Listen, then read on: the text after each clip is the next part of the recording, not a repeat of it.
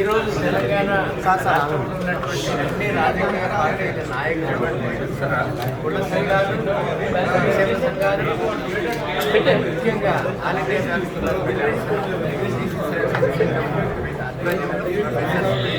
మేధావులని రాజకీయ నాయకులు కాంగ్రెస్ పార్టీ ఉన్నటువంటి 42% లోకల్ బాడీస్లలో మేము ఇంప్లిమెంట్ చేస్తామని, బట్ అది రాజ్యాంగబద్ధంగా ఇంప్లిమెంట్ చేసే విధానం వాళ్ళ దగ్గర లేదనుకోని మేము ఎట్లా చేయాలో తమిళనాడు రిజర్వేషన్స్ చట్టం ఎట్లా ఉందో దాని ప్రకారమే ఇక్కడ ఒక చట్టాన్ని తయారు చేసి, ఒక డ్రాఫ్ట్ తయారు చేసి దాన్ని ఒక పీపీటీ ప్రజెంట్ చేయడం జరిగింది. అందులో ఒక సమగ్రమైన చట్టాన్ని తయారు చేసి